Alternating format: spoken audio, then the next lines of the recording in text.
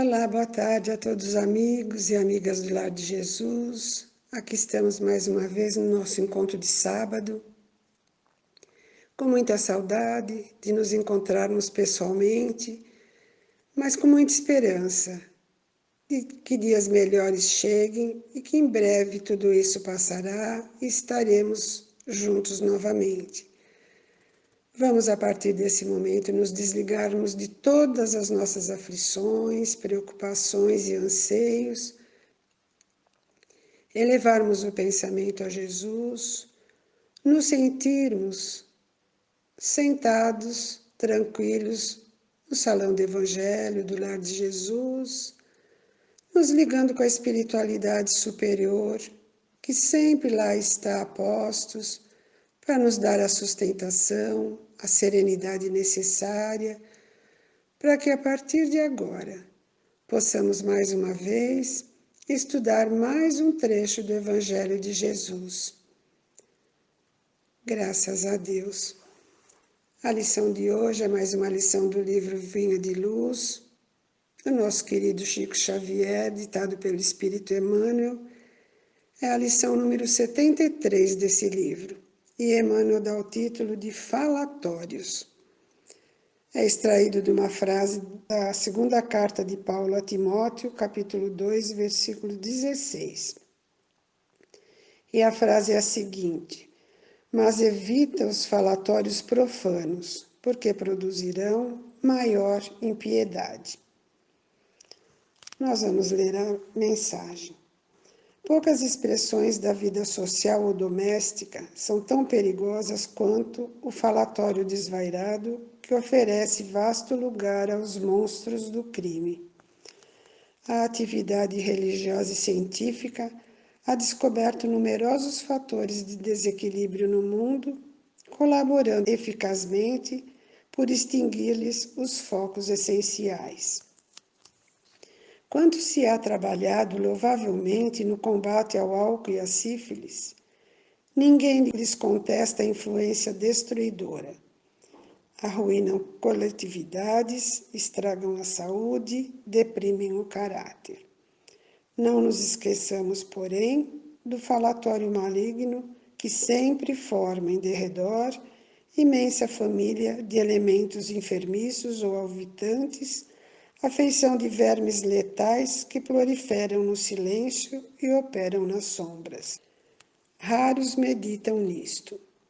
Não será, porventura, o verbo desregrado o pai da calúnia, da maledicência, do mexerico, da leviandade e da perturbação? Deus criou a palavra, o homem engendrou o falatório. A palavra digna infunde consolação e vida. A murmuração perniciosa propicia a morte. Quantos inimigos da paz do homem se aproveitam do vozerio insensato para cumprirem criminosos desejos? Se o álcool embriaga os viciosos, aniquilando-lhes as energias, que dizer da língua transviada do bem, que destrói vigorosas sementeiras de felicidade e sabedoria, amor e paz? Se há educadores preocupados com a intromissão da sífilis, por que a indiferença alusiva aos desvarios da conversação? Em toda parte, a palavra é índice da nossa posição evolutiva e dispensável aprimorá-la, iluminá-la e enobrecê-la.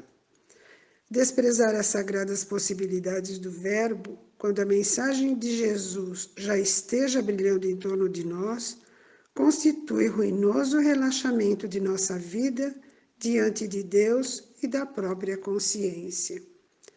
Cada frase do discípulo do Evangelho deve ter lugar digno e adequado. Falatório é desperdício, e quando assim não seja, não passa de escura corrente de venenos psíquicos ameaçando espíritos valorosos e comunidades inteiras. Nessa lição, Emmanuel pega essa frase de Paulo, onde ele fala: mas evite os falatórios profanos, porque produzirão maior impiedade. O que Paulo quis dizer com essa frase a Timóteo? Ele quis dizer, evite os falatórios contrários aos ensinamentos cristãos, pois eles fazem com que as pessoas se afastem de Deus. Nós vamos voltar um pouquinho na história e lembrar que Timóteo era um líder, um pastor da igreja primitiva. E Paulo orienta nesse capítulo da carta para ter firmeza e fidelidade no serviço de Deus. Pelo fato de Timóteo ser bem mais novo do que os outros líderes e até mesmo de adeptos aos ensinamentos de Jesus, os mais velhos muitas vezes tentavam perturbar a paz da comunidade cristã e assim desvirtuavam o propósito das reuniões que aconteciam naquelas comunidades e aí aconteciam os falatórios. Timóteo, preocupado, perguntava para Paulo o que deveria fazer. E Paulo aconselhava o discípulo amado, através dessa que foi a última carta que ele conseguiu escrever antes da sua morte, e aconselhava o discípulo: você é um trabalhador aprovado, recomenda essas coisas aos que você dirige. Não briguem por causa de palavras, brigar não é bom e prejudica os que estão presentes.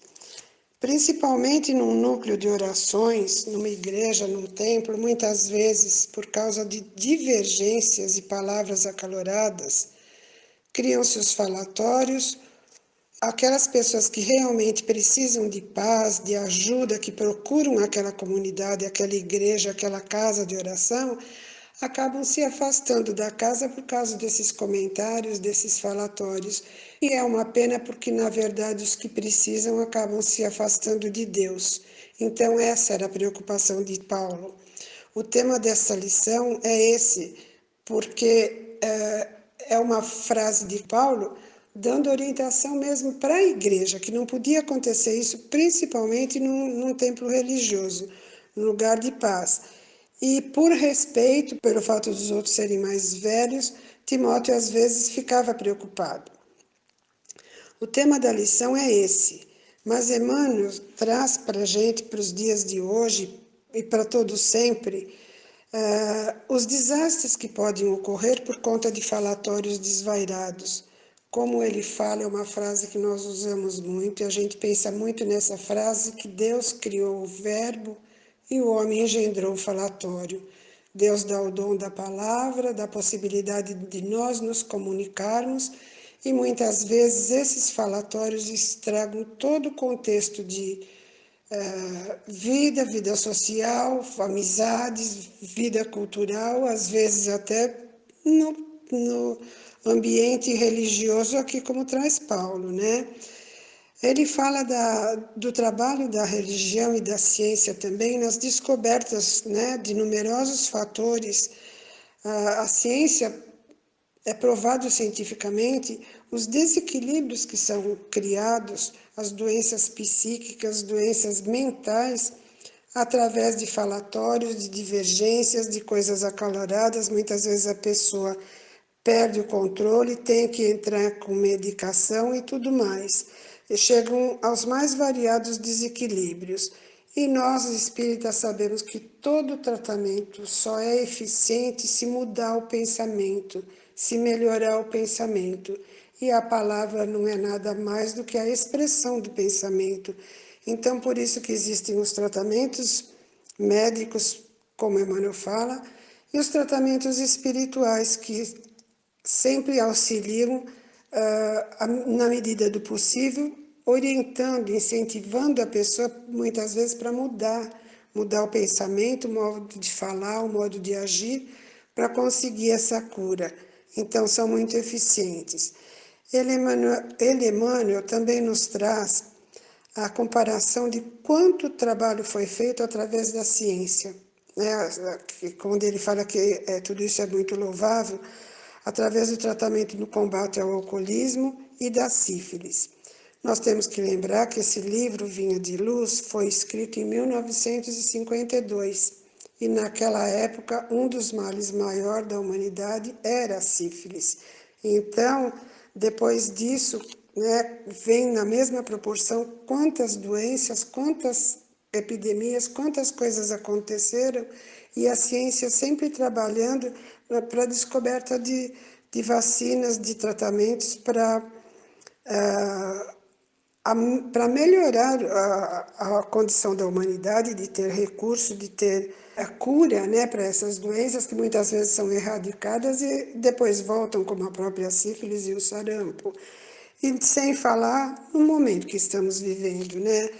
Tudo isso, Emmanuel fala que é muito louvável e nós sabemos o que a ciência está fazendo para conseguir vacina, tratamento nesse tempo de epidemia que estamos passando, mas nós sabemos que isso faz parte dessa transição planetária e que vai acontecer. É questão de tempo, mas nós temos certeza que com todo o trabalho da espiritualidade, junto aos trabalhadores da saúde, os trabalhadores do bem, os cientistas, eles vão conseguir fazer para o bem de todos. Emmanuel fala da importância, né, da palavra. Então, para as curas do corpo físico, para as curas espirituais, existem os tratamentos, mas a palavra é força criadora. E se cada um de nós não trouxermos para o nosso entendimento as palavras de Emmanuel, como nós podemos fazer com a palavra positiva e a palavra negativa, com as colocações que ajudam, com as colocações que destroem. Então, com a palavra nós podemos acalmar as criaturas, consolar uns aos outros, alegar corações aflitos, aconselhar, orientar como fazia Paulo, instruir e levar as criaturas a entender como Jesus, nosso Mestre Jesus, com a sua forma amorosa de ensinar, como ele falava e como ele nos deixou as bem-aventuranças, que é o coração do Evangelho. Se os vícios fazem mal à saúde física, mental e psíquica de forma tão negativa, não devemos deixar que pensamentos e sentimentos negativos e destruidores façam parte das nossas palavras. É como Emmanuel disse, que é pela palavra que se percebe a evolução da criatura. E ele fala também que, como nós, aprendizes do Evangelho, temos que sempre lembrarmos que o farol luminoso que encontramos no Evangelho foi falado, vivenciado pelo Verbo encarnado, que é Jesus, nosso mestre de amor, e que nos deixou através dos seus trabalhadores valorosos, e tudo isso nos é oferecido pelas lições do nosso maior evangelizador espiritual, que é Emmanuel, e pelo nobre e amoroso trabalho do nosso saudoso Chico Xavier. Então, mais uma vez, a nossa reflexão é sobre o que nós temos que fazer para fazer a nossa parte, para ajudar o próximo, humildade para sermos ajudados, para pedirmos ajuda e a importância que tem o verbo, que tem a palavra. Então, o nosso espelho maior tem que ser o verbo encarnado que Deus mandou para a humanidade, que é Jesus, o nosso Mestre amado. Graças a Deus que assim seja. Agora vamos passando para as vibrações. A partir desse momento, fortalecidos e harmonizados com Deus nosso Pai, Jesus e todas as equipes espirituais desta casa, nós vamos vibrar. E vibrar é desejar os nossos melhores pensamentos e sentimentos em benefício desse mundo que habitamos. Vamos vibrar pelo bem universal, pela paz mundial entre todos os povos. Vamos vibrar por todas as religiões e por todos os espíritos com tarefas evangelizadoras. Vamos vibrar pelo nosso Brasil, imaginando seu contorno todo iluminado, que essa luz seja forte para iluminar nossos governantes, envolvendo-os para que governem com sabedoria e justiça. Vamos vibrar por todos aqueles que sofrem as dores da alma e do corpo físico, por esta casa que nos acolhe e por todas as assistências aqui realizadas. Vamos vibrar por todos os lares da Terra, principalmente por aqueles que se encontram em desarmonia. Pelos nomes colocados na caixa de vibrações, para que sejam envolvidos em bênçãos de paz, amor e alívio. Pelos nossos lares e pelos entes queridos que lá deixamos, imaginando a figura meiga de Jesus entrando pela porta principal, deixando em todos os aposentos um rastro de luz que ilumina todos os ambientes e transbordando por portas e janelas, vai envolvendo a todos os nossos vizinhos. Vibremos por todos os nossos irmãos, principalmente para os que se encontram enfermos. Que nesse momento as nossas vibrações sejam utilizadas pela espiritualidade superior em favor dos profissionais da saúde e dos homens de ciência que trabalham para as descobertas necessárias em favor da humanidade terrena. Vibremos por todos nós que estamos reunidos em pensamentos em nome de Jesus, para que nos mantenhamos em serenidade, fortalecidos na fé e na confiança em Deus. Que recebamos nesse momento as bênçãos do alto com energias benéficas de sustentação e amparo. Que assim seja, graças a Deus.